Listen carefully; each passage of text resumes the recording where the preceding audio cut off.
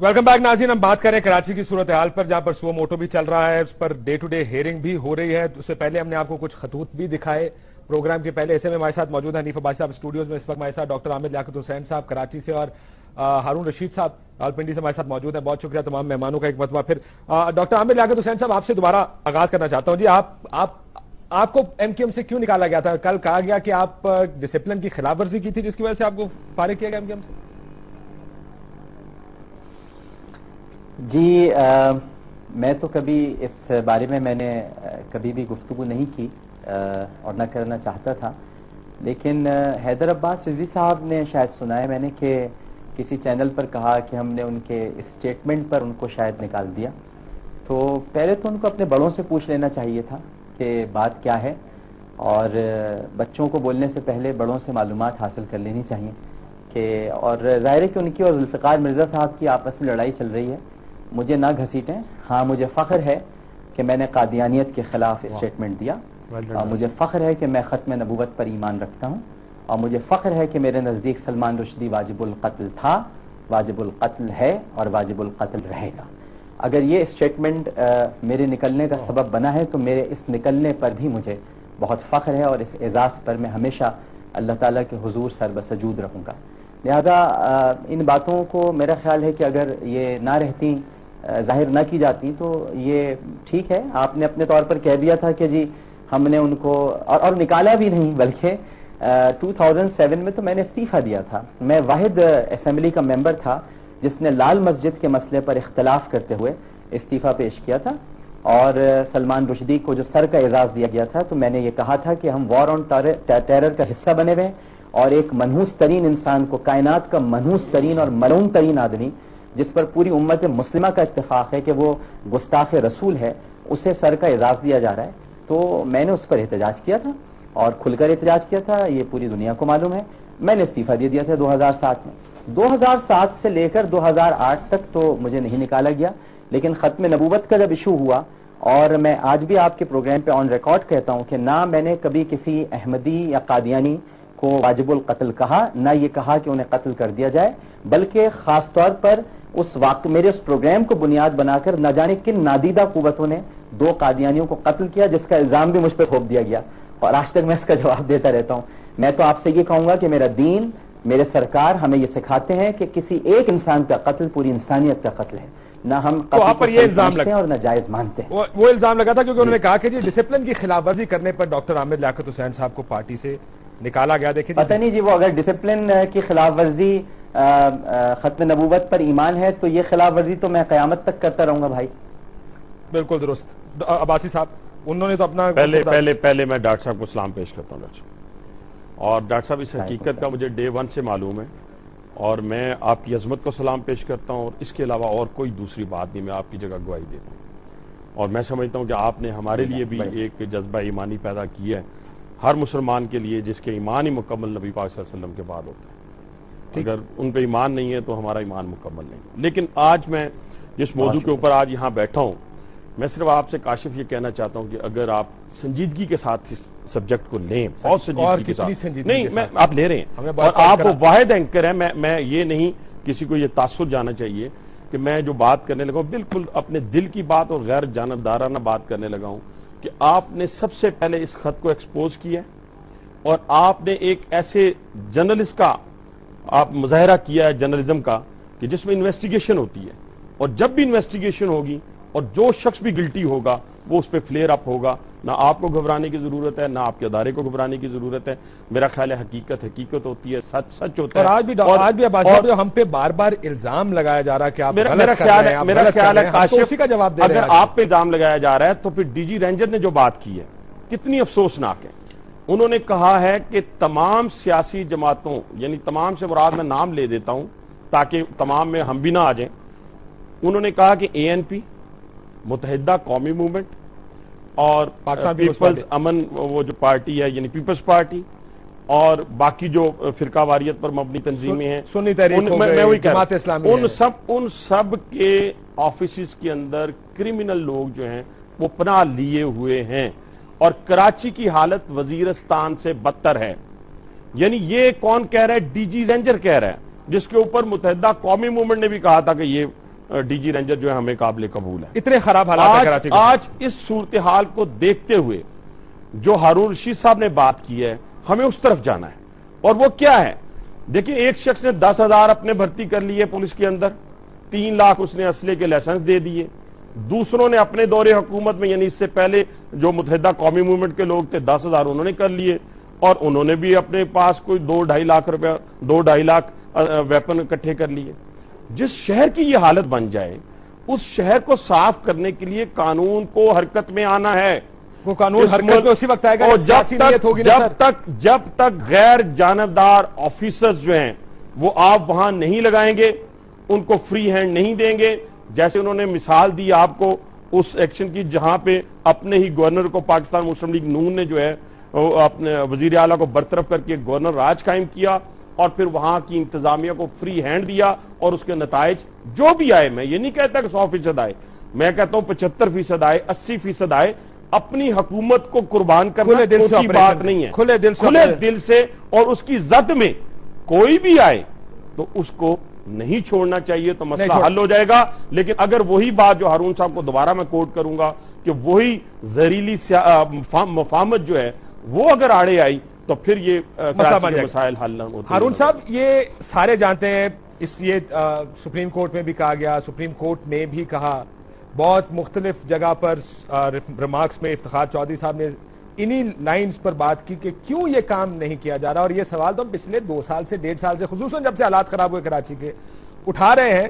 آپ کا نقطہ بڑا درست ہے کہ پولیس غیر جانبدار آزاد ہونی چاہیے, لیکن سیاسی نیت سب سے پہلے آئے گی. سیاسی نیت ہے, سیاسی جماعتیں چاہتی ہیں کہ حالات ٹھیک ہو. جی نہیں ہے. دیکھیے گزارے یہ ہے کہ ریاست کو ہمیشہ اسٹیٹ انسٹیٹیوشنز ہی چلاتے ہیں. پولیس چلاتی ہے, پٹوار چلاتی ہے, محکمہ مال چلاتا ہے, سیکریٹریٹ, بہت سے شعبے ہوتے ہیں وہی چلاتے ہیں. سیاستدانوں کا کام صرف یہ ہے کہ ان کی نگرانی کریں اور پالیسی میکنگ کریں.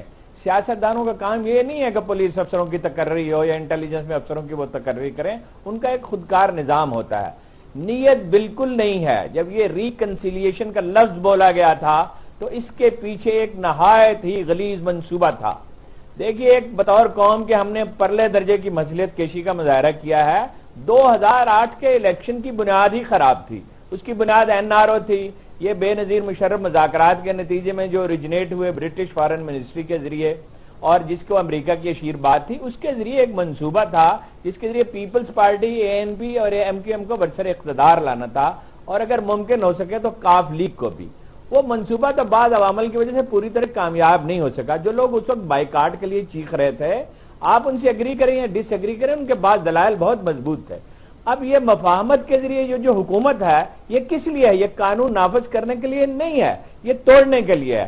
دوسرا زرداری صاحب سب سے زیادہ ذمہ دار ہیں, میں انہیں سمجھتا ہوں. اس لیے دیکھیے محترمہ بے نظیر بھی بہت شاکی تھیں, اور ایک وقت میں انہوں نے بھی اپنے کارکنوں کو اسلحہ دینے کا سوچا تھا, لیکن جب انہیں مشورہ دیا گیا کہ محترمہ اس سے تو خرابی ہو گئی, تو وہ اس سے رک گئیں, اور انہوں نے پورا اختیار دیا اس زمانے میں پولیس کو, انٹیلیجنس کو, متعلقہ اداروں کو کہ وہ قانون نافذ کریں. قانون نافذ کرنے کے لیے, ظلم کرنے کے لیے نہیں.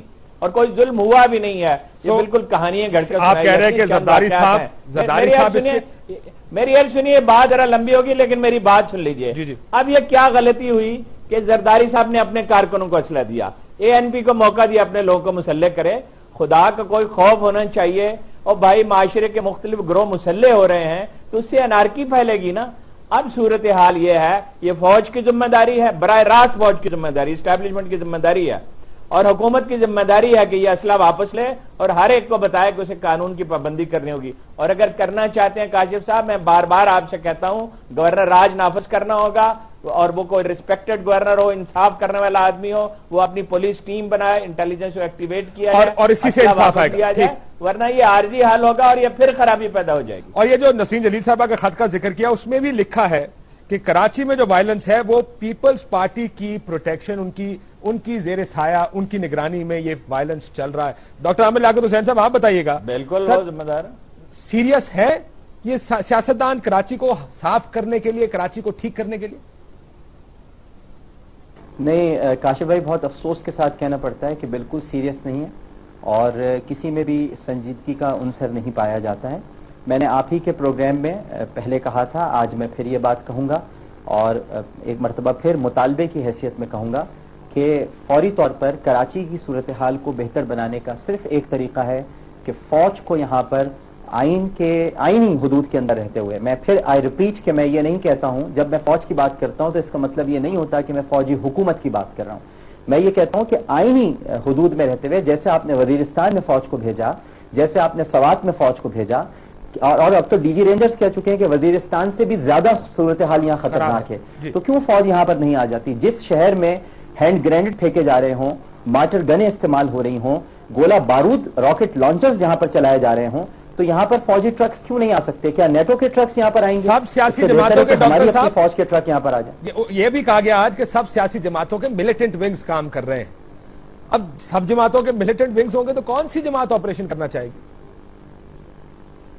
یہ کرنا تو کوئی بھی، دیکھیں کوئی بھی ایکسیپٹ تو نہیں کرے گا، اور ظاہر ہے کہ سچویشن بڑی گمبھیر ہے یہاں پر، لیکن یہاں پر میں آپ کو ایک نفسیاتی بات بتاؤں، اور نفسیاتی اثر ہوتا ہے کہ جب فوج کو دیکھتے ہیں، جب فوجی ٹرک ہوتے ہیں، فوجی وردی ہوتی ہے، فوجی جوان جب شہر کی گلیوں میں گشت کرتے ہیں تو ایک خوف طاری ہوتا ہے، یہ ایک نفسیاتی بات ہے، اور یقیناً جب گھر گھر تلاشی ہوگی، اسلحہ لیا جائے گا، گھروں میں گھسا جائے گا، اور یہ جو ویپن ہے چاہے وہ جائز ہے یا ناجائز ہے، جب گھروں سے برآمد ہوگا تو صورتحال میں بہتری آئے گی۔ کاشف بھائی یہ نہیں ہے کہ نہیں ہو پائے گی، بہتری آئے گی۔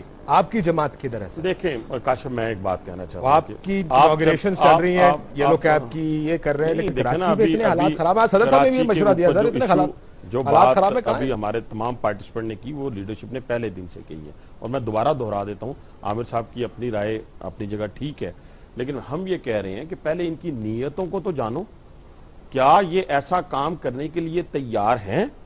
اگر تیار ہیں تو پھر ان کو سب سے پہلے غیر جانبدارانہ ایڈمنسٹریشن جو ہے، انتظامیہ جو ہے وہ دیں، اس کو ٹاسک دیں، اور یہ جو رینجر آپ نے رکھی ہوئی ہے، یہ جو وہاں پہ آپ کی پولیس ہے، جب تک آپ اس سے کالی بھیڑوں کو ختم نہیں کریں گے، اپنے لوگوں کو اب لیاری میں کیا 10,000 وہ جو انہوں نے ریکروٹ کیے ہیں وہ جا کے آپریشن کر سکتے ہیں؟ کیا 90 پہ جو اس سے پہلے بھرتی کیے گئے ہیں وہ جا کے 90 میں یا کسی اور ان کے علاقے کے اندر جا کے آپریشن کر سکتے ہیں؟ پہلے آپ یہ کام کریں، جو آپ کے پاس آلریڈی آپ کے پاس ایڈمنسٹریشن موجود ہے، قانونی طور پہ کانسٹیٹیوشنلی آپ کے پاس ادارے موجود ہیں، اور انسٹیٹیوشنز کو جیسے انہوں نے ہارون صاحب نے کہا وہی اسٹیٹ کو چلاتے ہیں، ان کو تو موقع دیں بھرپور طریقے سے۔ اگر آپ فوج کو لے کے آتے ہیں اور فوج کو اسی گلیوں اور محلوں کے اندر آپ لڑائی میں شامل کرتے ہیں، تو آپ نے تو جو آخری آپشن ہے سب سے پہلے اپنا لیا۔ استعمال کر لیں۔ سب سے پہلے آپ کہہ رہے ہیں کہ فوج آخری آپشن ہونا چاہیے، فوج کے وہ تو آئینی طور کے اوپر اگر وہاں کا جو حکومت ہے بلانا چاہے تو وہ ٹھیک ہے، لیکن اس سے پہلے یہ کام جو کرنا ہے، اس سے کرنے سے ان کی نیت کا اظہار ہو جائے۔ اور جو افتخار چودھری صاحب سو موٹو کر رہے ہیں، بالکل بات میں ایک بات کہنا چاہوں گا، حنیف عباسی صاحب بالکل صحیح بات کہہ رہے ہیں، میں کلی طور پر اتفاق کرتا ہوں، لیکن جس پولیس کو اور جن اداروں کے سربراہ عبد الرحمان ملک ہوں، جو مطلب یہ کہ ایک مستند ترین جھوٹے انسان ہیں، اور جو اپنے آپ کو اب تک رحمان ملک کہنے پر مصر ہیں، ان کو عبد الرحمان اپنے آپ کو کہنا چاہیے، جو اپنے آپ کو رحمان کہتے ہوں، تو ان کی سرکردگی میں پولیس اور رینجرز کیا کر سکے گی؟ بالکل عامر بھائی، میں آپ سے یہی ہم نے پولیس اور رینجرز کو دیکھ لیا۔ عامر بھائی میں یہی کہہ رہا ہوں کہ آپ تطہیر کریں، یعنی ان لوگوں کو نکالیں، وہ جتنے لوگ ہیں جو اس وقت کمیٹڈ نہیں ہے آپریشن کرنے میں یا کمیٹڈ نہیں اپنی ڈیوٹی کو انجام دینے میں، ان کو فارغ کریں۔ کتنا ٹائم لگتا ہے؟ دیکھیں نا، اگر آپ وزارتوں میں اضافہ کرتے ہوئے 1 منٹ لگتا ہے، اوپر سے شروع کو نکالتے ہوئے 1 منٹ لگتا ہے، اوپر سے شروع کرنا پڑے گا نا باسی ہاں صاحب۔ بالکل اوپر سے شروع۔ وہ یہ کہتے ہیں کہ پھر رحمان ملک صاحب نہیں جائیں گے تو آپریشن صاحب نہیں ہوگا، لیکن میں بریک لے لوں، بریک کے بعد ہارون صاحب واپس آ کے تھوڑا ٹائم ہوگا میرے پاس، کیا رحمان ملک صاحب کی موجودگی میں پولیس اور رینجرز کا ایک شفاف ایسا آپریشن ہو سکتا ہے جو کراچی کو صاف کر دے؟ After the short break.